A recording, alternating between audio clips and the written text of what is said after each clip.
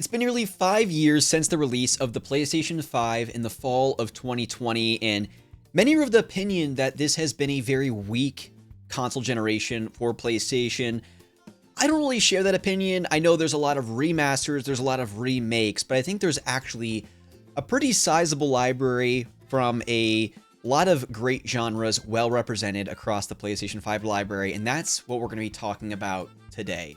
Hello everyone and welcome back to another video. Today we're going to be taking you through the entirety of my PlayStation 5 game collection nearly 5 years after the release of the console. I have nearly 90 games, I might even be nearing 100 games at this point, so quite a sizable collection and a lot of great games, a lot of just okay games, but also a lot of remasters and remakes, which I personally am perfectly okay with. So very much looking forward to jumping into this, but definitely let me know down in the comment section below, what are some of your favorite PlayStation 5 games? What do you think about this console generation for PlayStation? Weak, strong, somewhere in the middle? I'd love to hear from you down below, and certainly if there are any games quote unquote missing from my collection, definitely let me know. And my hope coming away from this video is that I can really just recommend some great games for you, games to add to your wish list, maybe open up your eyes to games that you didn't even know existed. So without further ado, let's go ahead and get started. Now real quick, it's worth mentioning that pretty much anywhere in the game room where you see games, I try to keep everything in alphabetical order. It's just my personal preference and how I organize my games, but naturally, when you're buying games and certain shelving units get kind of too many games on them, occasionally I'll shuffle games around in a way where things are not alphabetized. So to the best of my ability here, pulling everything off the shelf, we're going in alphabetical order. And first up, we have Armored Core 6: Fires of Rubicon from Software, a series that I think dates back to the PlayStation 2, maybe even the PlayStation 1. Not a series I'm overly familiar with, and I've just never been a big mech or Gundam person. Not for lack of interest, it's just not something I really grew up with, but when they came out with Armored Core 6, I figured this is maybe the best jumping on point. And I waited and got this on sale for Black Friday, I think for 20 bucks. I heard in very FromSoft fashion, it's punishing. It is very, very challenging. But I'm a sucker for pretty much anything FromSoftware puts out because they're just such a well-respected developer for many reasons. And yeah, Demon Souls, Dark Souls, Bloodborne, Elden Ring, whatever it is, I'm going to give it a try. And so I'm looking forward to cracking the seal on this and giving it a try hopefully sometime soon. But if you've played it, let me know what you think. Next up, we have a collection of Assassin's Creed games, and first up we have Assassin's Creed Mirage.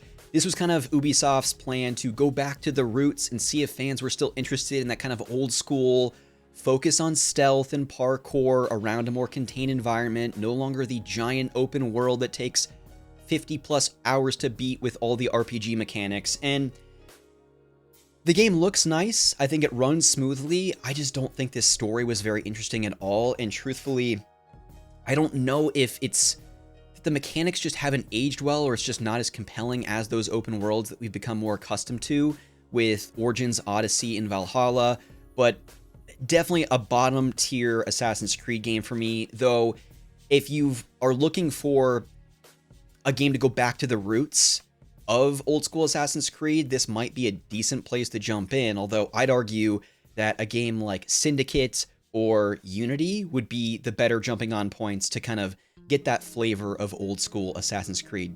Truthfully, this was a bit of a disappointment for me. What was not a disappointment, and honestly what sent me down a crazy Assassin's Creed rabbit hole after AC3, I took a long hiatus. I hit a glitch in the middle of that game that kind of just stalled hours of progress that I lost. And so I kind of swore off the series, tired of the yearly installments. And then back in 2021, I believe, I watched a TV show called Vikings. And I'm the kind of person that if I'm watching the Sam Raimi Spider-Man movies or I'm going through the Godfather series, I'm going to end up buying games that closely kind of resemble that IP or that movie series. And that was kind of the case here, where I picked up Assassin's Creed Valhalla, a game that is kind of known for being far too long. And that's kind of the truth. I mean, I think I put, to beat the story, 60 to 70 hours. But I also continue to put 100 more hours in this game. I'm at about 180 hours played of Valhalla. And what I will say, one of the most beautiful open worlds I have ever explored. And I know most people wouldn't consider giving this game that much of their time, and you really shouldn't, but if you are a big fan of Norse mythology, they do some really cool things in Valhalla, including the ability to go to Asgard and basically kind of play out that Viking Norse mythology fantasy. Thor's there, Loki's there.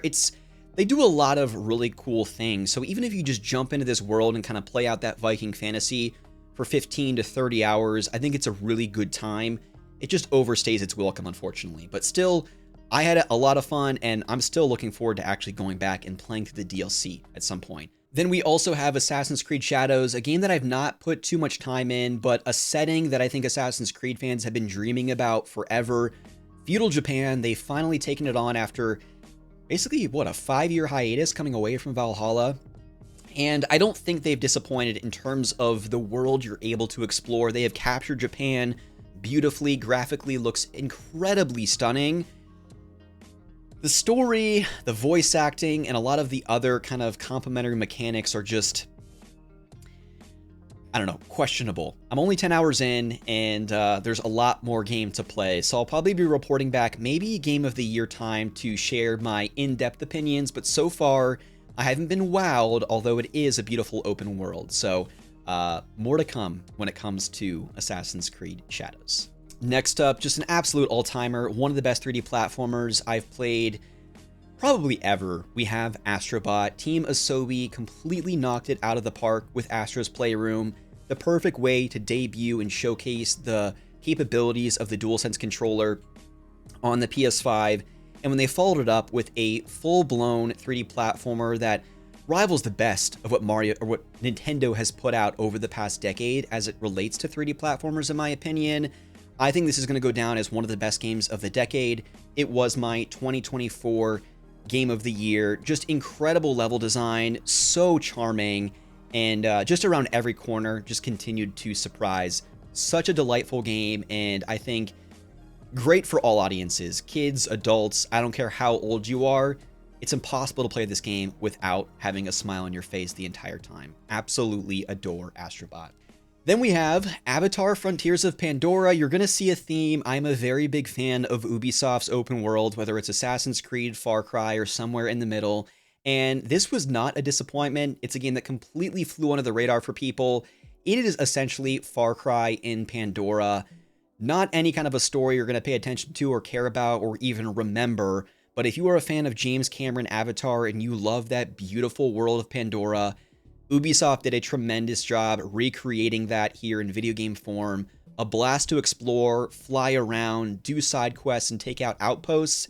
But again, it takes a little bit too much time to get going, and again, a very weak story, but still a lot of fun to play if you're a fan of these Ubisoft open worlds. Next up, we have a game that has been memed to death. My gosh, I think I got Yuji Naka locked up in jail. Balan Wonderworld.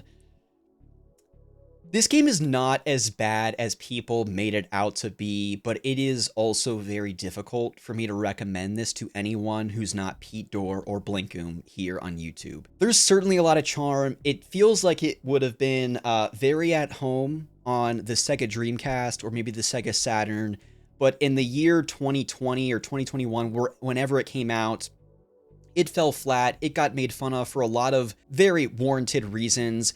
It's an okay 3D platformer, but even in the past 5 years, there's probably 10 3D platformers I'd recommend to people that aren't first-party Nintendo games before I even consider pointing to Balan Wonderworld. I actually think like the first hour or two of this game is super charming, colorful, and fun, but then it just overstays its welcome, and the platforming and kind of suit mechanics that you use in the game become very cumbersome and, to be quite honest, just frustrating platforming mechanics deeper into the game. So an unfortunate thing, and hopefully when Yuji Naka gets released out of jail, he can go back to something that's not Balan related. Next up, we have Bomb Rush Cyberpunk. I think this was supposed to be kind of a pseudo follow-up to the Jet Grind, Jet Force Radio type games.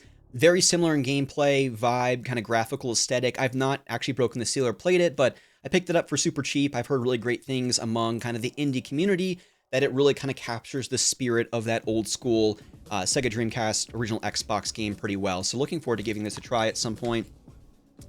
Back 4 Blood, I think I got this for like $10 new a couple years back to play around the spooky season. Definitely kind of captures that feeling of the Left 4 Dead first-person shooter, co-op, mowing down a bunch of zombies type of vibe. Again, nothing to write home about, but if you're looking for a fun co-op adventure to play around spooky season with some friends, I think it does a decent job kind of capturing that first-person shooter zombie feel.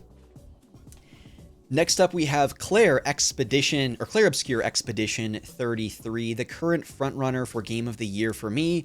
I have this sealed only because I'm currently playing it on Game Pass. It took a while for this game to actually ship to me and get my copy, so I figured let's just start on Game Pass, play it to completion, and maybe eventually a few years down the line break the seal and play it, maybe earn the Platinum Trophy.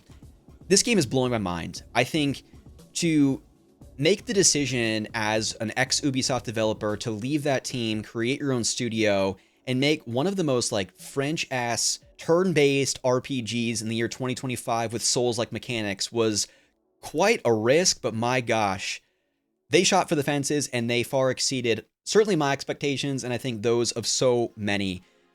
Incredible writing, world design, and just how complex and nuanced the characters are is just such a refreshing take for a turn-based RPG here in the year 2025. Thoroughly enjoying my time with it. It pulls no punches. It's very difficult, but when you can kind of master the dodge and parry mechanics in combat and just kind of get into the rhythm of that, it becomes incredibly addicting, always exciting to make it to the next boss battle, but even more exciting to get to those quieter moments when you kind of retreat back to camp and can kind of catch up and talk to your party of characters. It really kind of just captures the spirit of that PS2 and maybe even PS1 era of RPGs where you really and truly cared about your characters, their stories, and kind of where they were going. And again, the best word I can use to describe this is just a refreshing take on turn-based RPGs. I cannot wait to see this one to completion. Next up, we have a remaster of a favorite PSP game, Crisis Core Final Fantasy Reunion. It was such a treat to actually replay this game earlier this year. And yeah, just re-experience kind of that prequel story to Final Fantasy VII, get to understand Zack's backstory and kind of how that interweaves with Cloud, Sephiroth, and everyone else in Final Fantasy VII. And a really great companion piece now to this trilogy of remakes with Final Fantasy VII. So a fantastic game that I think stands the test of time, and I think probably the best way to experience Crisis Core over that PSP version. Longtime viewers of the channel will probably know that I'm a big fan of sports games, even though I don't talk about them much on this channel. And I was thrilled when EA Sports College Football was coming back on the scene last summer. I put at least 50 hours into this game, creating my own character, winning the Heisman Trophy, getting, I think, signed by Northwestern, and kind of just, again, going to the national championship, getting the Heisman Trophy.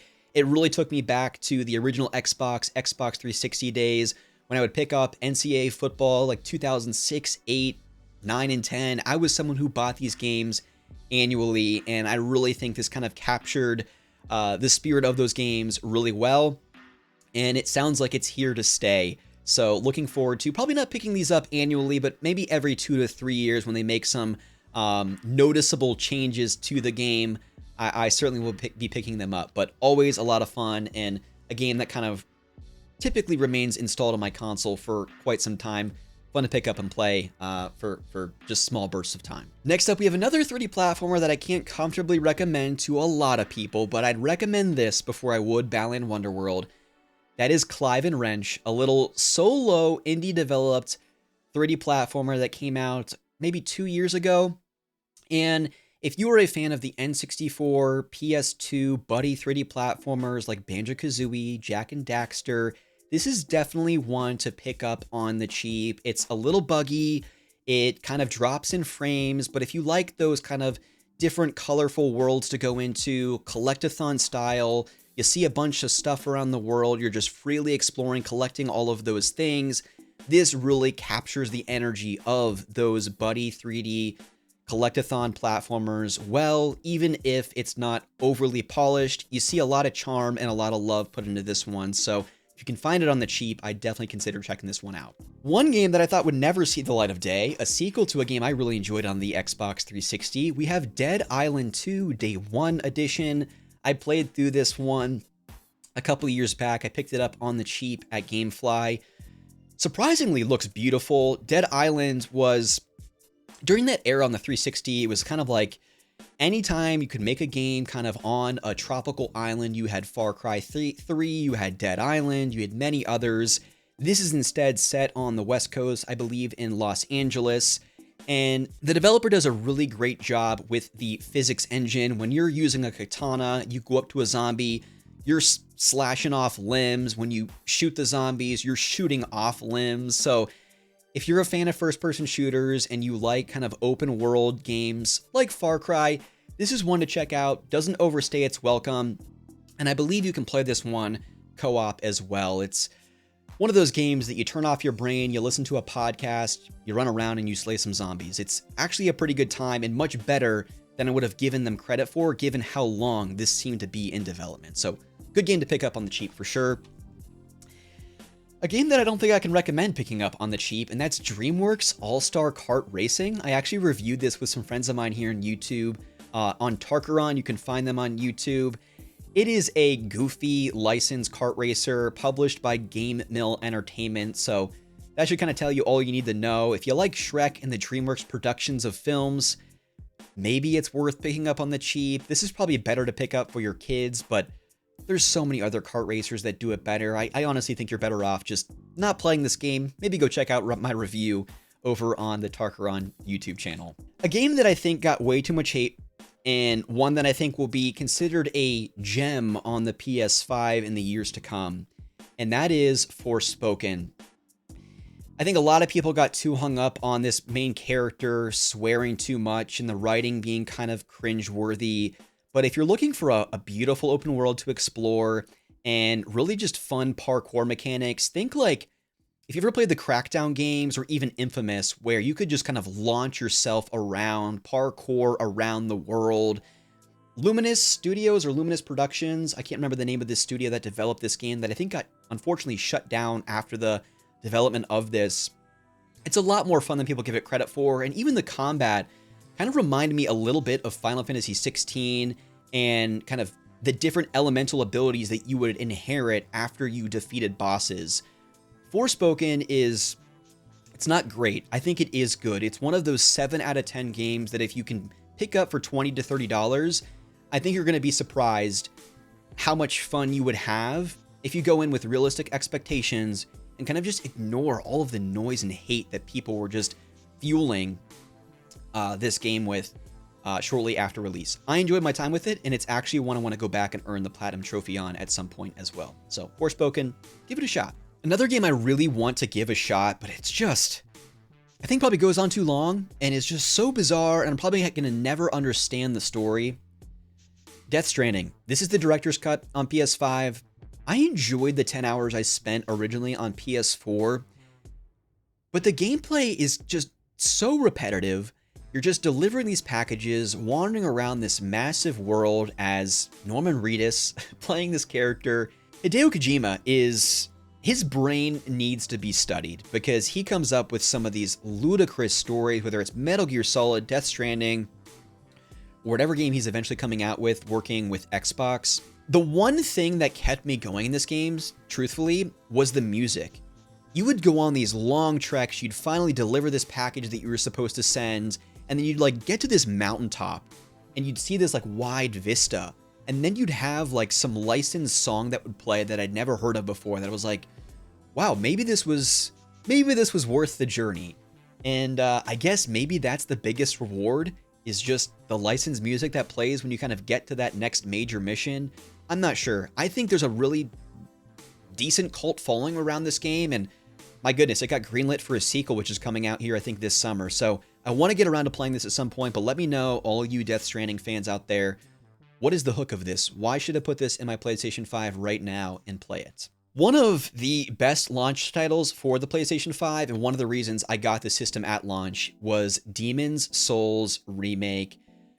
A game that had a cult following back on the PlayStation 3 when it originally released, and I believe was published by Atlas of all companies, and kind of went underground. It got a lot of buzz around the Souls-like, what has now become its own genre, right, in the Souls-like. But Demon's Souls is an all-timer. It's punishing. They have since really refined the mechanics of the Souls-like when it comes to FromSoft developed games. I don't even want to say Dark Souls did it better. I just think Demon's Souls is its own beast, an own unique experience that for any fans of From Software really need to give this a shot. And even if you're not a fan of the Souls-like genre, it's worth experiencing just those opening hours, getting to that first boss, and just giving this game a try, because Bluepoint did a tremendous job remaking this game. The sound design, if you play this game with headphones, it's incredible. And one I'd like to go back and earn the Platinum Trophy, but just an amazing game and a really fun game to play at launch with the PS5. Next, we have a game that I've not played. That is the Dio Field Chronicle. I picked this up super cheap. Square Enix kind of went on a run there with a number of RPGs that we'll get into over the course of this collection video. And this was one of those kind of tactical RPGs. I don't even know what I would really compare it to, but one I wanted to give a try at some point. Tactics RPGs are not typically my thing, but I think I got this for 20 bucks, so it's one I'd like to maybe play on the Portal at some point. I've heard decent things about this one. We have another remaster, Disney's Epic Mickey Rebrushed. I was so thrilled that they remastered this game. I started it on the Wii and really enjoyed my time with it. I think the kind of paint thinner aspect of how you can kind of modify and change this world, a 3D platformer with a very old school Mickey Mouse design, but then there are also kind of like Steamboat Willie side-scrolling 2D platforming sections in the game as well. I think they do a really great job kind of mixing and matching, keeping things fresh over the course of its 8 to 12 hours. And I'm looking forward to probably playing this to completion here on the PlayStation 5.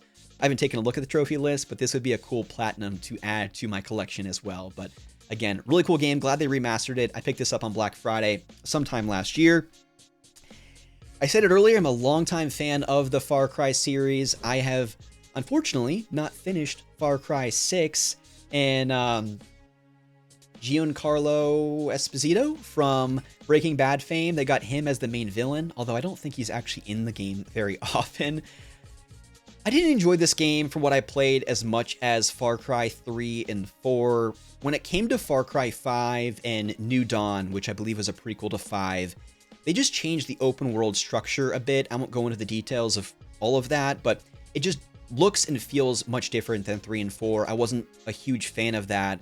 But the first-person mechanics, exploring the open world, the quest design, all of that is very much the same. And if you're into Ubisoft's open worlds, you really can't go wrong, I suppose. I've been meaning to go back to this as recently as the past couple of months, so I'm sure I'll get around to playing this at some point for sure. But I'm sure Far Cry 7 is inevitable, because this series is just, between this and Assassin's Creed, Ubisoft's basically flagship series. Next up, we have one of my favorite games from 2023, very divisive among the Final Fantasy community. That's Final Fantasy 16. Shamelessly borrows from Game of Thrones in terms of its storytelling and characters. I didn't mind that. I also didn't mind that it is essentially an over-the-top Devil May Cry Bayonetta-style action game. Some of the most memorable boss fights of any game I've probably played over the past decade. I mean, rivaling just about anything I've played, from like Bloodborne, Elden Ring, the FromSoft series of games. Over the top, some of them are like 30 minutes to an hour long that just continue to build and escalate in terms of their intensity and how ridiculous they are. I mean, it's Dragon Ball Z levels of epic, and I don't use those words and descriptions lightly.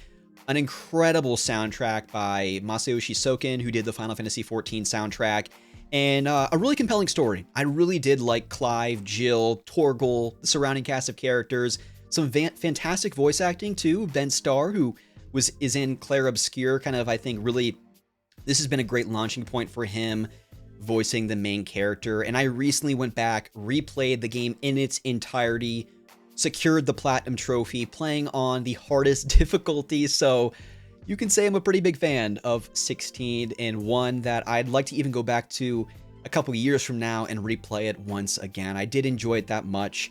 I've beaten one of the DLCs, which was kind of like an endless dungeon, and then the second DLC is more story focused. You're kind of going around different parts of the world as opposed to kind of being in one singular dungeon. So 16's great, and yeah, I'm a 16 fan. Okay, I know a lot of people aren't, but if you haven't played it, definitely worth giving it a try. Next up, we have Final Fantasy VII Rebirth, my number 2 game of the year last year in 2024, and just an incredible follow-up to Remake. While Remake was much more chapter-focused, linear, Rebirth just blew it out of the water, open world, even some Ubisoft design choices with some of the side activities you were doing around the world, but an excellent follow-up. Some interesting deviations from the original 7 lore and story, so I'm interested to see how they're going to conclude the story in the third installment here in the next couple of years. But just a fantastic open world, and for someone who has not experienced the entire Final Fantasy VII original story, it was great to see a lot about these characters that I was not familiar with. In particular, Red 13 and many others. So fantastic game, and some really great character moments in this. What I enjoyed maybe most about Rebirth is that when you go off the beaten path, you're not just focusing on the mainline story, you're doing side quests. Each side quest tends to focus around a particular character. So maybe it's Barrett, maybe it's Tifa or Aerith, and that kind of further grows your bond with each of those characters, which I thought was a really cool way of just building out and growing your appreciation for some of the extended cast. So Rebirth, fantastic. Cannot wait to see where we go next in that final installment for sure. Next up, we have a port or remaster of sorts of my favorite game on the PlayStation 4. That is Ghost of Tsushima, the director's cut. I did end up actually doing the save upload and got the auto pop of the PS5 Platinum, which I do regret. I would have liked to have just replayed this game to completion again and gotten the Platinum Trophy. But phenomenal story. Sucker Punch is the developer. It's been so cool to see them continue to stretch themselves, dating back to Sly Cooper, then Infamous, and now something like Ghost of Tsushima. Loved Jin's story in this game. The combat system. I'm not a big fan of Neo, so for them to have a similar combat system, switching between different stances depending on the enemies you're fighting, and almost getting into kind of a rhythm of that, I just enjoyed so much. Exploring the open world, doing its many side quests. Graphically, probably the most impressive game I've ever played. And I don't say that lightly. I think it's just one of the most beautiful worlds and just environmentally detailed games I've ever played. So very much looking forward to the sequel later this fall, The Ghost of Yotai, though I am a little upset that we're not continuing to build upon Jin's story in that one. We're going to a different era or setting, but regardless, a fantastic game, and one, if you haven't played, is an absolute must on the PlayStation 4 and 5. Next up, we have one of the most hidden gem underground games that I've played on the PlayStation 5, and that is Ghostwire Tokyo. I finished this actually just a couple of months ago, and set in a supernatural, eerily deserted Tokyo, Japan. You're playing as this young man who's been possessed by this demon or this spirit person that kind of guides you on this adventure. And over the course of this game, you kind of inherit this spirit's elemental abilities. So in a very first-person Bioshock, Elder Scrolls fashion, you're kind of manipulating these spirits around the world with these different elemental powers, and truthfully kind of plays out like I don't want to say a psychological horror game or something like Silent Hill, but there were multiple times that I was pretty creeped out in this game. A lot of goofy, weird, creepy creatures around the world, and in some instances you're fighting bosses that you would expect to see in like a Resident Evil game. But if you like first-person games and you're looking for something a little off the beaten path, a little weird, something that you would expect to see on the Xbox 360, PS3 era that's a little bit more experimental, check out Ghostwire Tokyo. I thoroughly enjoyed my time with this one, and again, I just don't think it's gotten enough love. Next up, we have Grand Blue Fantasy Relink, a action RPG that I played last year, published by Xseed. I really enjoyed this one. Graphically, looks really nice, kind of has almost a cel-shaded look to it. A Monster Hunter side quest design. A story that's not overly memorable, characters that you're not going to fall in love with, but if you've exhausted all options when it comes to action RPGs, or you're just looking for a decent one to play that doesn't overstay its welcome, you can actually roll credits in this in about 15 to 20 hours with plenty of side and additional content in the endgame, and also something that you can play entirely co-op with a friend. Consider checking it out on the cheap. Not one I would go out of your way to play, but again, if you're looking for a decent action RPG, this might be one you want to check out. Speaking of action RPGs, we have Godfall. This is kind of a FromSofty, Souls-like type of action RPG that has very heavy hit detection type combat that reminds me of something like God of War. I believe this was a near or at launch title for PS5. I've played this for a little bit, but this is one that you should not go out of your way to play. If you can find it for super cheap, you like games like the God of War or Dark Souls or Lords of the Fallen would be another good game to kind of compare it to. Consider checking it out, but again, it's just kind of a decent, grindy action RPG that isn't all too memorable. Next up, we have my 2022 Game of the Year, God of War Ragnarok, the follow-up to that surprising 2028 reboot of Kratos and this series. And I think I honestly like Ragnarok better, not necessarily because it's a better game, but my experience playing it. I streamed a little bit of the first God of War game. I took like a 2-year hiatus before I ended up finishing it, so it was a very broken experience for me. This is kind of just more of the same of the 2018 God of War, but you have a much more mature Atreus. You have kind of a father-son relationship that is a bit more contentious, so he's kind of dealing with this teenager who's going through that kind of rebellious era of his life, and so that kind of creates some interesting dynamics between the two of them. But then you also have Thor and some other Norse mythology things going on that make for a really fun 30 hours of gameplay. So if you haven't played God of War Ragnarok by this point, I don't have to sell this to you. You know what you're getting out of this experience, but I thoroughly enjoyed my time with it, and it's absolutely one of my favorite games on the PlayStation 5. Next, we have a game that kind of took the world by storm and I think surprised PlayStation with how successful it was.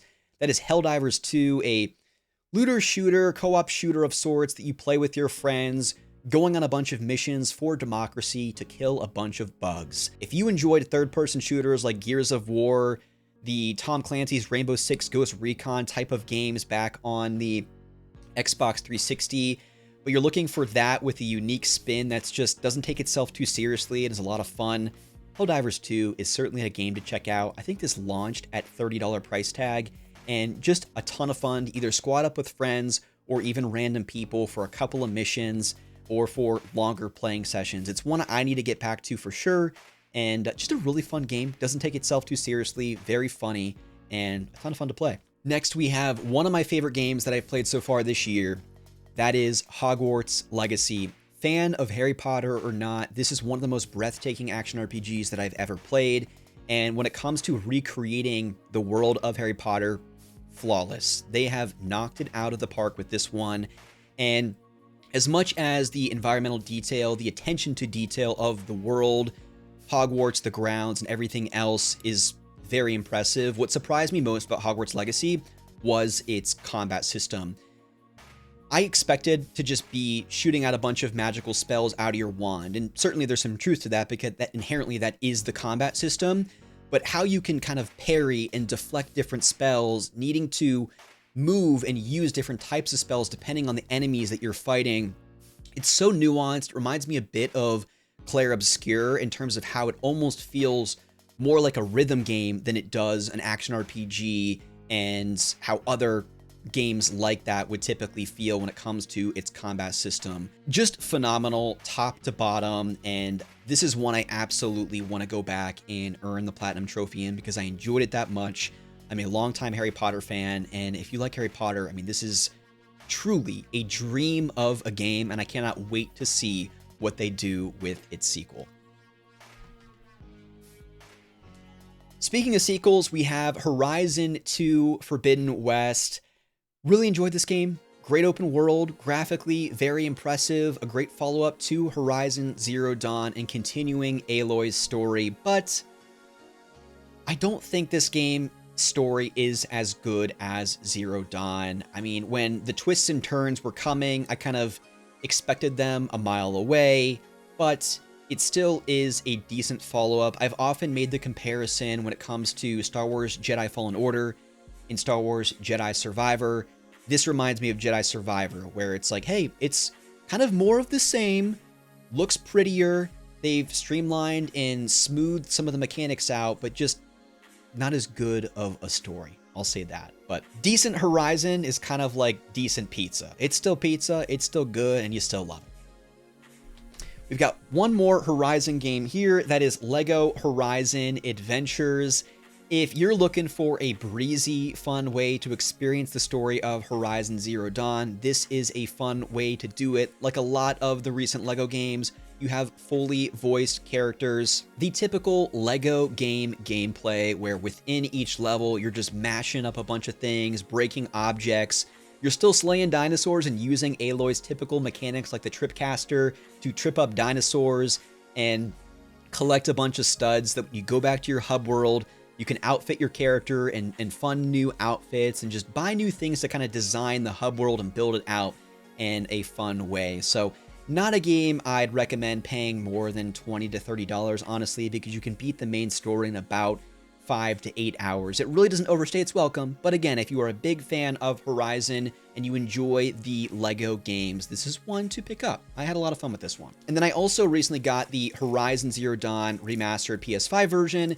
Anytime I can kind of have that consistent across a series on one console, have it all lined up on the shelf, I kind of prefer that. And I'm also kind of just due for a replay of Zero Dawn because it's been years since I played it on the PlayStation 4, and I never did earn the Platinum Trophy in the PS4 version. So instead of going back and cleaning that up, I'd like to just kind of restart from the very beginning and maybe earn the Platinum Trophy in my PS5 playthrough. Next up, we have Immortals Fenyx Rising, which is more or less a Breath of the Wild clone with more Ubisoft open world design choices. And a lot of people would hate me for saying this, but I will probably play this before I play Breath of the Wild because I'm going to wait at this point to play Breath of the Wild on Switch 2 to completion, and I don't think I'll be getting a Switch 2 for a while. So I've also heard that this game is much better than people ever gave it credit for. I don't think this was successful at all for Ubisoft, but those I've talked to say it's a lot of fun, a decent kind of play on Greek mythology while borrowing inspiration from the Breath of the Wild gameplay. Next up, we have my 2023 Game of the Year, Lies of P, a Souls-like that shamelessly borrows inspiration from Bloodborne, but instead is a bizarre retelling to a certain extent of Pinocchio. At least a lot of the characters that you'd expect to see in that classic Disney movie you see here, including Pinocchio himself, Geppetto, and many others. If you were looking for a Bloodborne remake, you're going to be waiting for a while, so you might as well pick up Lies of P. I think this is the best non-From Software Souls-like I have ever played. So I'll just say that I think they really did a great job taking all of the best design choices from a FromSoft game while still adding kind of a unique spin and having their own unique way of kind of going about those Souls-like mechanics. So definitely worth picking up. I also cannot wait to play the DLC and the eventual sequel for this game. Next up, we have a game that took quite a bit of heat when it released, and I think in many cases deservedly so. That is Marvel's Avengers. This was such a commercial flop for Crystal Dynamics, and I just don't think a games as a service looter shooter was the right route for this. I think if they had taken the route of this next game that I'm going to be talking about, it would have been much more successful. I enjoyed it for what it was, though. I picked this up for $20. I didn't go in with high expectations. Each of the Avengers controls unique from one another. I also thought it was an early PS5 game for me when I played it, and it made decent use of the DualSense controller. You know, I didn't spend too much time with it. I basically beat the main story, rolled credits, and moved on.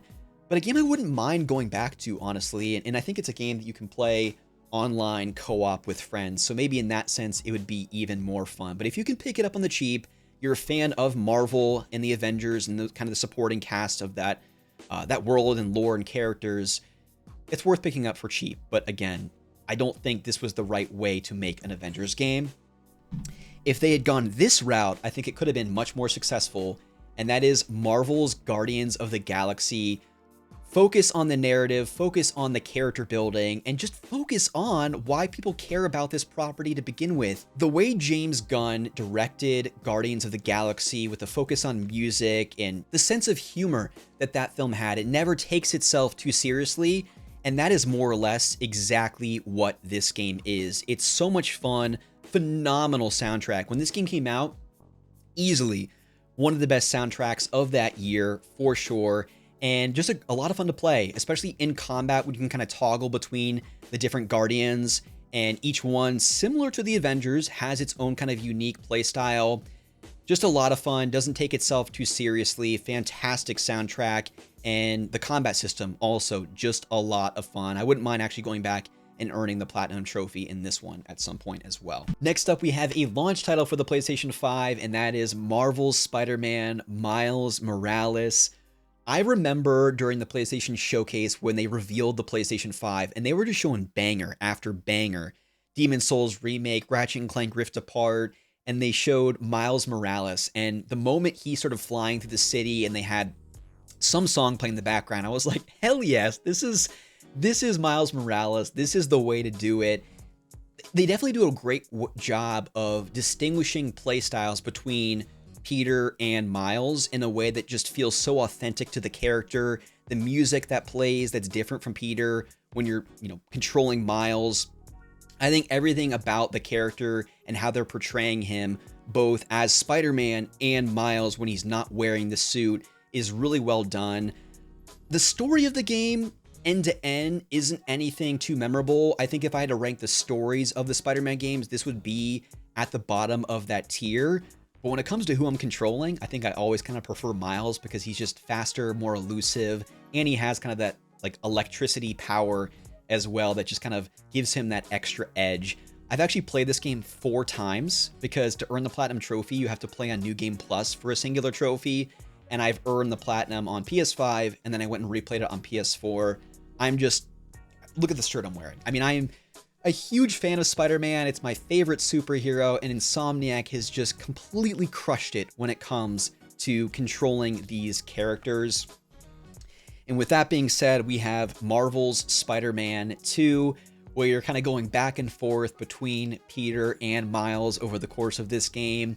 A little bit shorter than Marvel's Spider-Man 1, and also, if I had to rank the stories, it'd probably be Spider-Man 1, Spider-Man 2, Miles Morales, but still a terrific game. One of my favorites from 2023, and another one that I'm actually been itching to go back and replay because there's a New Game Plus trophy for this. So I actually installed it on my PlayStation 5 not too long ago and started up a follow-up playthrough. They added some really fun ways to kind of glide around the city, but also like slingshot yourself from a building. Insomniac crushed it. I cannot wait for Spider-Man 3. I just wish it didn't take so dang long for dev teams to make these games nowadays because I'm always itching to play more Spider-Man, and Spider-Man 2 is no exception. It's been years since I've played a game in this series, and that is Need for Speed Unbound. This was a game I picked up super cheap on GameFly, and the main reason I went with Unbound is I'd really just appreciated and liked kind of the cel-shaded graphical style of this, and also was able to get it on the super cheap. I'm not really into the realistic Gran Turismo type racing games. I really prefer kind of that arcadey style, like a Need for Speed or Forza Horizon, over like something like Forza Motorsport. So while I haven't played this yet, it's been one I've been meaning to get to for a while, and it was nice to pick this one up super cheap. Next up, we have the Neo Collection. I think I mentioned this series earlier. I love my Souls-like games, and anytime you can have a Souls-like in feudal Japan, that sounds like a recipe for success. But these games are just so freaking hard, even more so for me personally than something like a Dark Souls or Elden Ring. And also, it's just inventory management overload. I think these games are kind of known for almost just having too many costume and weapon and gear pickups, but I've been meaning to go back to these games. I got this collection for super cheap, And actually, as recent as earlier this week, we had a PlayStation State of Play that revealed Neo 3. So it might be time to go back and check out these games and give them another try. Next up, we have another game I picked up, I think pretty cheap on GameFly, excuse me. That is One Piece Odyssey, a turn-based RPG set in the One Piece universe. I've never touched this anime or manga. It's far too long for me to ever tackle, but I've heard that of the many One Piece games, this is actually a decent job of capturing the IP, its characters, and anytime I can pick up a decent turn-based RPG nowadays, I'm into that. So looking forward to giving this a try, even if it spoils certain story segments of the anime or manga. Again, I just don't think I'll ever have the patience or time to get through that in its entirety. So I'll experience it through a video game instead. Next up, we have a pretty janky game that I kind of regret buying, to be honest.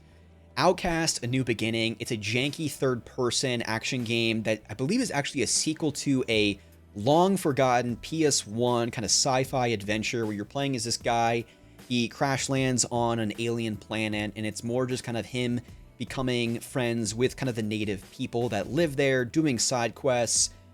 I was getting very big Ubisoft open world energy when I saw gameplay from this, which is why I picked it up, but I think it'll be a while before I actually get around to playing it. So if you've played Outcast, let me know what you think, but I don't think there's many people out there playing that.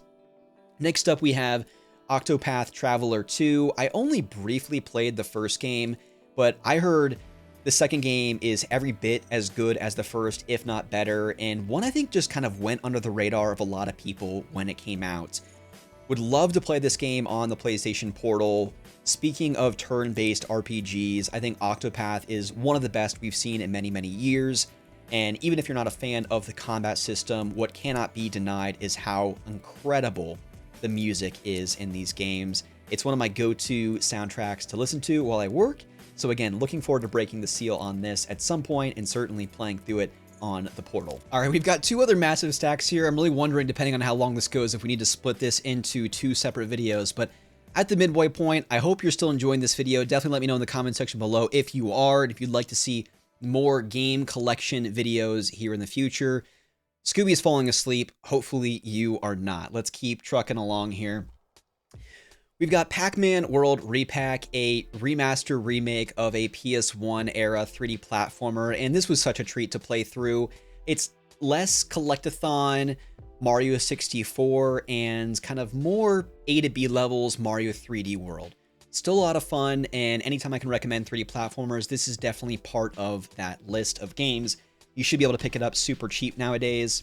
Next up, we have Pepper Grinder, which is a 2D side-scrolling platformer where you have this little drill and can navigate through levels in almost a dolphin-like fashion, kind of going through walls, going underground, collecting items, fighting bosses. I think it's just almost a focus on speed versus precision platforming. So looking forward to giving this a try at some point. Published by Devolver Digital. I think it got some nice reception from the indie community last year when it released. Speaking of a game that got a lot of positive reception, but probably not enough people played, that is Prince of Persia: The Lost Crown, a 2D side-scrolling Metroidvania style of game, and one I've only scratched the surface on. One thing that impressed me was the cutscenes that almost reminded me of like a classic anime. So if the storytelling is strong, that could kind of put me over the edge for these Metroidvania style games. They're a dime a dozen nowadays, so they really have to do something special to get me into the door.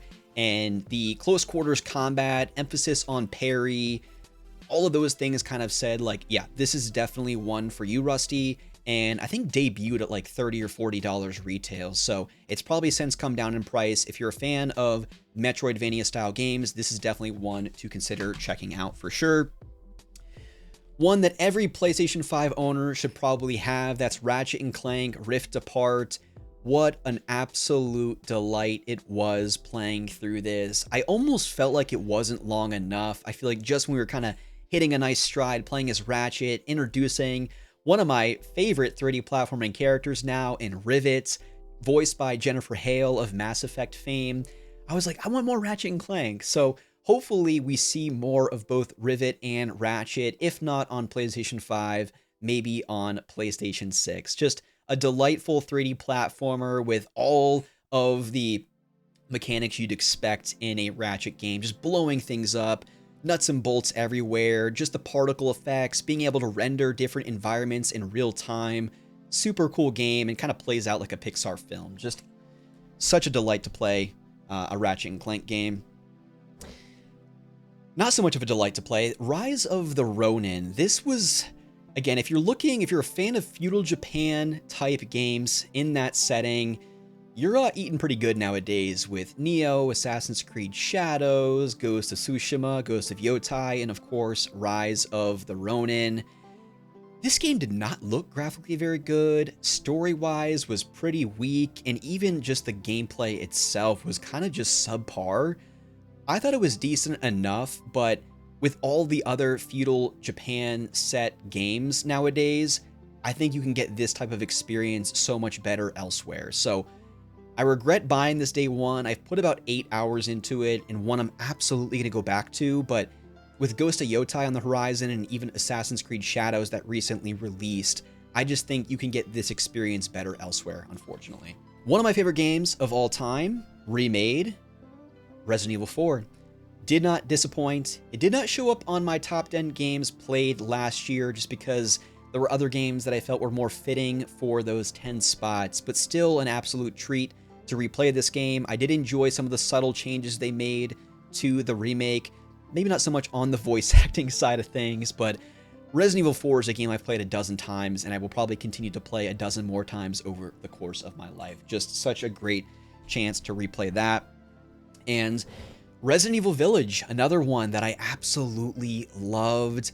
I think it was one of the best decisions for Capcom to get away from the more action-heavy third-person shooter from Resident Evil 4, 5, and 6, and instead go back to its horror roots, switch things up, go into the first person with Resident Evil 7, which was, my gosh, I could talk about Resident Evil 7 for probably an hour, but we're not going to do that. This is Resident Evil Village, fantastic follow-up, a great continuation of Ethan Winters' story, and obviously instead of set in a very creepy house in the deep south of, I think, Louisiana in 7, instead, this is much more Resident Evil 4 inspired, and I would even say a little bit of Resident Evil 1 when you actually get into the castle and exploring that. So, excellent game, and one that I don't feel like a lot of people talk about anymore. It kind of came and went, had its moments with Big Lady D, caught a lot of attention for a lot of different reasons, and Resident Evil 9, actually, Requiem, was just announced at Summer Games Fest. So looking forward to seeing if that, if at all, continues the story of 8. I never played the DLC for Village, so I do need to get around to doing that. Next up, we have a little 2D side-scrolling platformer, Rugrats Adventures in Gameland. This is kind of an NES-style 2D platformer. Nothing to write home about, but if you are a fan of the cartoon growing up, you have the signature theme and music. All of the Rugrats are playable characters, and just kind of a breezy little platformer to get through, and a fun trophy list as well for all the trophy enthusiasts out there. So one I've started, enjoying my time. You can actually toggle between, you probably can't see, where am I at here? You can toggle between kind of like really beautiful modern graphics and kind of 8-bit style NES graphics, which is kind of cool with the click of a button. So decent little platformer. Really bizarre game I've not had a chance to play yet. That is Rustler. This is essentially a medieval Grand Theft Auto style game, but not modern Grand Theft Auto. Think the GTA 1 and 2 on the PS1.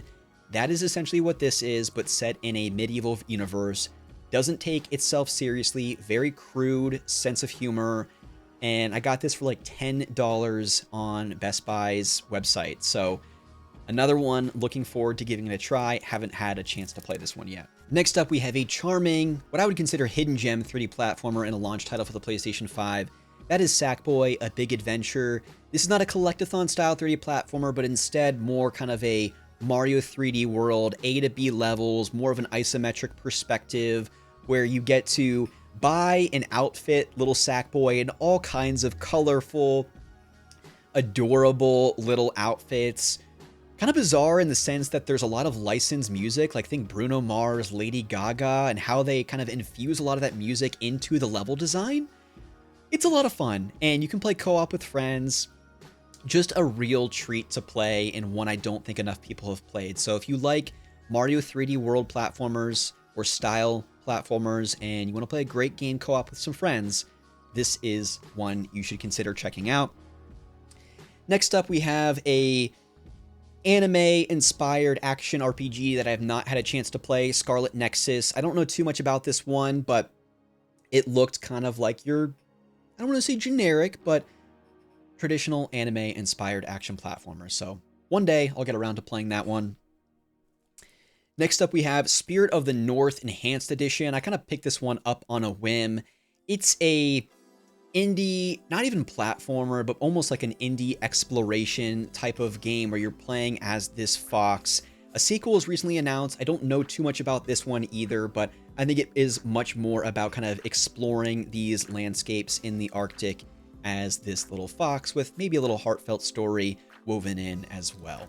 Next up, we have a remake of what I believe to be the predecessor of BioShock, and that is System Shock. Less of an emphasis on the over-the-top shooting and plasmid mechanics that you would eventually see in the BioShock games, and more almost kind of slow-paced psychological horror, kind of going through, understanding this AI machine that's kind of taking over this ship and kind of taking down that enemy. So, not one I've played yet, one I'm looking forward to playing around spooky season at some point. This game completely took me by surprise. A recreation of one of my favorite mangas growing up, and actually released, I think just before or just after the passing of Akira Toriyama. That is Sandland. This fun kind of Borderlands meets Mad Max style of story where you're playing as this little Beelzebub character. Water is in short supply, and you're going on this journey to kind of beat the big bad with this band of characters. A lot of tank combat, kind of third-person shooting mechanics, but it's a lot of fun to kind of explore this world, find a lot of secrets, complete side quests for characters, and experience the story of that manga. A fun little action RPG that if you can find on the cheap, I'd highly recommend this one. Next up, we have Sonic Frontiers. I am not a big fan of Sonic games at all, but when you get to kind of freely explore these open 3D environments with some over-the-top, head-banging, crazy music, I thought this is the Sonic game that will get me in the door and that I will hopefully enjoy. Looking forward to playing this at some point. This is one I've not gotten around to yet, but I think this is one I'll actually like, so we'll see. Speaking of games that I like, but many people did not, and that is Star Wars Outlaws. I won't go too long on this. You can go back and watch my favorite games of 2024. This made it into my top 10. Kind of Uncharted meets Star Wars, although it never reaches the heights or even close to them of something like Uncharted. I just thought it was a decent open world Star Wars game that took me back to a universe I love, and one that I've just gotten so tired of with all the Disney Plus shows and the sad reality of the sequel trilogy. This just took me back to why I love Star Wars. Picking up a blaster gun, shooting stormtroopers, sneaking into a giant ship with stormtroopers everywhere, kind of stealthily taking them out, and then dogfighting in space. It was just, again, a nice, refreshing take on Star Wars that is not going to change lives. It's not going to win Game of the Year, but it was a decent enough game for me, and I think people need to just chill out, relax a little bit, give it the benefit of the doubt, and maybe give this a try on the cheap. Again, it's not Game of the Year material, but it's a decent Star Wars tale. Next up, we have LEGO Star Wars: The Skywalker Saga. I love me a good LEGO game, great couch co-op games, and I'll probably end up playing this one with my brother-in-law or my wife at some point. So looking forward to that for sure. We have Star Ocean: The Divine Force. I think I'd mentioned earlier just the number of RPGs that Square Enix was kind of pumping out over the past couple years. The Diofield Chronicle, Star Ocean: The Divine Force, and a couple others that we might be getting to here shortly. One, I love the box art for this game. Not that that's a reason to buy a game, but it looked like a decent enough action RPG. I remember watching Johnny Millennium talk a little bit about this. He enjoyed it. And I also thought I remember hearing that it doesn't overstay its welcome. It's not some crazy 80-hour RPG. And it also kind of just gave me some Kingdom Hearts vibes with its action RPG combat. So one I'm also looking forward to playing at some point. Next up, we have an interesting one, Steel Rising, a Souls-like where you're playing as this robot mannequin set during the French Revolution. It has all the trappings of your typical Souls-like bonfires. When you die, you lose your experience points, but it's not open world. It's actually probably more linear than something like Lies of P, but it just feels very stiff to play. And I think that's probably part of the game's design because you're playing as this mannequin, but I just didn't feel like the game ran very smooth in that sense. It just kind of had this clunky nature to it, but a decent Souls-like nonetheless. I'd probably point to something like Lies of P or The Lords of the Fallen before I'd recommend something like Steel Rising if you're looking for more Souls-like type games though. Next up, we have Still Wakes the Deep, which is kind of a psychological horror type first-person game where you're on this oil rig, some supernatural things start happening. You're playing on this man kind of on the run from the police, so he takes this job on the oil rig to kind of get away from that, but some really eerie and creepy things start happening on this ship. Only about a 5-hour game, another one I'm looking forward to playing during the spooky season. Next up, we have the Chaos game, Stranger of Paradise, Final Fantasy Origin. I was shocked when I booted this game up and I was playing as the main character walking through a cornfield while a Frank Sinatra song was playing. Joking aside and all of the memes aside, this is actually a pretty competent Souls-like action RPG. I think people are probably tired of that style of RPG nowadays, but if you're looking for a decent Souls-like with the Final Fantasy name, look no further. I don't think it's supposed to be great, but it is one I'm looking forward to playing.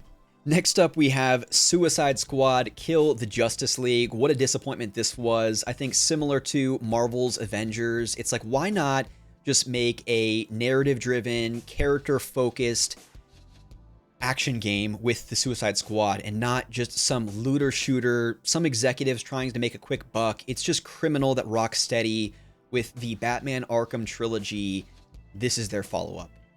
I want to go back to it. I want to play it at some point, probably not to completion, but I played it for about 5 hours and it's just void of any kind of personality. You can really tell that this is not something the developers wanted to make. They were kind of forced to do so, and it really shows. So hopefully Rocksteady can kind of find their footing and begin to make something they actually are truly passionate about. All right, we are on the final stack of games. I promise we're nearing the end of this collection video, but at the top we have Tactics Ogre Reborn. I believe this is a remake of that PS1 Tactics RPG. I just love the concept art and just art in general of the world of Ivalice. So your Tactics, your Final Fantasy Tactics, your Final Fantasy 12s, and of course Tactics Ogre. I do wonder if Hitoshi Sakamoto, who composed the soundtrack for both Tactics and 12, did Tactics Ogre. I don't know that, but I love his music and I love me a good Tactics RPG. So looking forward to playing this. I feel like that would be really at home to play on something like the Portal. Next up, we have Tales of Arise, a Tales of game I unfortunately have not played yet, but I've heard very good things, so still need to get around to this one. Next up, we have Tekken 8. I'm not usually a fan of traditional fighting games, but dating back to Tekken Tag Tournament on the PlayStation 2, I've always been a longtime fan of Tekken, and this is no disappointment. One mode in particular that I did really enjoy is this one where you can kind of almost create your own Nintendo Mii character, go into different arcades around Japan, and fight different people. It's a fun, kind of unique way to propel yourself through a story that isn't just over-the-top nonsense with the cast of Tekken characters. So, great fun, and one I need to go back to and maybe get my butt kicked online. Next up is a real gem for the PlayStation 5, and that is Chia, set on this tropical island called New Caledonia. You play as this young girl that has the ability to inhabit inanimate objects or other animals on the island. So you might see a dolphin swimming along the shoreline. You can kind of project yourself into the animal, and you're now controlling that dolphin to kind of navigate the seas, maybe find collectibles. Or you might see a seagull flying through the sky. You can project yourself, take control of the seagull, fly to the top of the mountain, continue to progress the main quest, or find collectibles. Just a really relaxing game with a surprisingly dark story, to be honest, but fun game, beautiful graphically, fantastic soundtrack, just a real gem of an indie title. Next up, I'm actually playing through co-op with my brother-in-law. That is Lords of the Fallen, not to be confused with the Lords of the Fallen, I believe, that came out about 10 years ago. A Souls-like action RPG. This game is graphically so impressive, looks fantastic. If Lies of P borrows inspiration from Bloodborne, I'd say Lords of the Fallen really probably borrows more inspiration from like Dark Souls 1 and especially Dark Souls 3. It looks graphically just very, very impressive and surprisingly a lot of fun to play and probably best experienced co-op. This developer has recently released a massive patch that they've dubbed basically 2.0. Like they've not rebuilt the game from the ground up, but they've changed a lot of things about the game to make it run smoother, I think be more accessible for people. And if you are a fan of Dark Souls games, this is one you don't want to miss. It's also not for the faint of heart. So if you are not a Souls-like FromSoft veteran, this is not going to be a walk in the park or a easy game for newcomers, but still a lot of fun and even best experienced with a friend. Next up, we have a duo of games that I won't really speak too much about because you've already probably seen a lot. We have The Last of Us Part 1, the remake, and The Last of Us Part 2 remastered. I picked this up because similar to Horizon Zero Dawn, I kind of wanted to have both of these next to each other on my shelf. I also just watched Season 2 of The Last of Us, and it kind of got me wanting to replay this game because if you've seen the show, you'll know they kind of leave Season 2 on a cliffhanger going into Season 3, and I think I'm ready to be heard again and re-experience this story and replay it on PlayStation 5. I love The Last of Us. Certainly, I think the first game is much better. The second game, you know. If you played it, you know. It's a challenge to get through. They just continue to beat you down. But I still love these games so much. Another hidden gem on the PlayStation 5. If you take nothing away from this video, check out Ghostwire Tokyo and The Pathless. Two games not a lot of people are talking about. This is Giant Squid's next game coming away from, I believe, Abzu. Very Breath of the Wild inspired. You have this bow and arrow that you're hitting targets as you're making your way through these wide open forested environments. And each time you hit this target, that's kind of the momentum of your character and gives them kind of the stamina to keep running through this world. And the puzzle solving kind of dungeon design is very much like shrines in a Breath of the Wild, but very intuitive. I'm not someone who loves brain-breaking puzzles in games. I felt like the puzzles in this game were very intuitive. There were a couple of times where I was kind of like looking long and hard, like, how do I solve this? What do I have to do here? But more often than not, very intuitive and just a real delight to play. Austin Wintory composed the soundtrack to this of Journey fame, so really good time, has not gotten enough love. If you've not played The Pathless and you like indie Breath of the Wild type games, a fun one to play. It only takes about 10 to 12 hours to beat. Next up, continuing the Square Enix RPGs, we have Valkyrie Elysium, another kind of third-person action RPG. A lot of Norse mythology in this one. I have not had an opportunity to play it yet, but again, I have no shortage of RPGs to play when I want to tackle that genre. A complete surprise, I've talked about it many times on my channel, so I won't go on long. Tintin Reporter, Cigars of the Pharaoh, kind of a Telltale's adventure meets Professor Layton type of adventure game following the comic of Tintin. If you ever read that comic growing up, I certainly did. Not a game I can comfortably recommend to people. It's very kind of a slow burn. If you can pick it up for 20 bucks or less, might be worth your time if you enjoy Professor Layton and those Telltale point-and-click type adventure games. We have PGA Tour 2K23. Truthfully, I kind of bought this because, one, I love the box art, kind of that purpley, plus Tiger Woods being on the cover. I also love me some golf games. And these 2K games, if you like Hot Shots, this is something you should really consider playing. I've always struggled with these more live action, non-cartoony, non-arcadey type golf games because they tend to be much more difficult. These 2K games are much more forgiving and accessible to newcomers. So, if you enjoy golf games, this is one worth checking out. What's not worth checking out, and arguably one of the worst games I've ever played in my life, Lord of the Rings Gollum.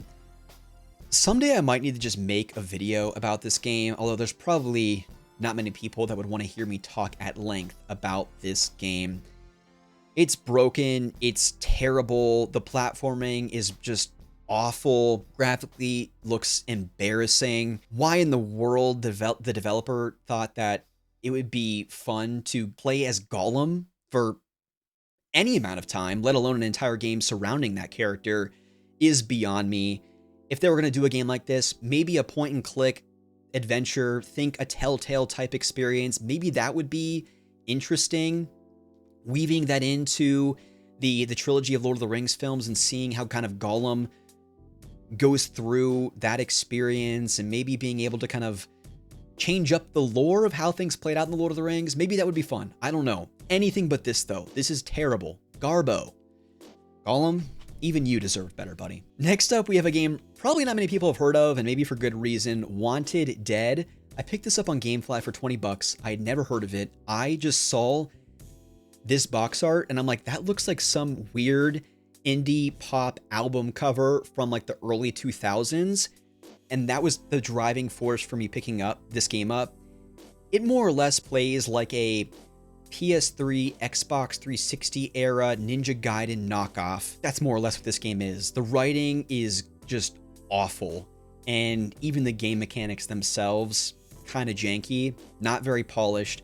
But if you enjoy a decent character action game that probably is more fitting on the Xbox 360 than current generation platforms, then maybe this is the game for you. Next up, we have a collection of games. We have Yakuza Like a Dragon and Like a Dragon Ishin.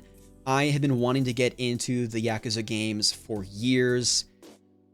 They're just so long, and there's just so many of them, which I guess is a good problem to have for fans of this series. I feel like a Dragon and Like a Dragon Ishin would be the games I would probably like more than the traditional Yakuza proper series. I could be wrong. I'd love to be proven wrong. So the Yakuza diehard fans, let me know. Where should I start? I must know. Next up, we have the Uncharted Legacy of Thieves collection. This is the remastered versions of Uncharted 4 and Lost Legacy. Two amazing games that look even better on PlayStation 5, but you should be warned, there is one trophy list to get the platinum across both of these games. So if you are a trophy enthusiast, you're better off getting the platinums in the PS4 versions of these games. Don't make the mistake I did and grind out the Lost Legacy platinum only to find out that you're only halfway there, buddy, because now you have to unlock all the trophies in Uncharted 4 before you can get the platinum. And then last but certainly not least, we have Ys Memoir, The Oath in Felghana, the premium edition, and then Ys 10 Nordics. Two games I've not broken the seal on, though I've played Ys Oath in Felghana many times on the PSP. Fantastic RPG. The Ys games, you really can't go wrong. Incredible music, just fun, quick, snappy action RPGs. So looking forward to playing both of these at some point. Thank you so much, Happy Console Gamer, for introducing me to that series. But that is a wrap on the PlayStation 5 collection. There's probably one or two or a few games scattered around the house that I maybe didn't capture in this video, but my biggest hope coming away from this video is that you have some new great game recommendations for your PlayStation 5. Maybe you built a nice wish list over the course of this video. Let me know in the comment section below. One, what are some of your favorite PlayStation 5 games? And two, what games are you adding to your wish list coming away from this video? As we get into the lead up for the actual 5-year anniversary for the PlayStation 5, I will be doing a top 25 video, similar to what I did for my PlayStation 4 top 25 video many years ago. I want to thank you so much for watching this video, and I will see you in my next one.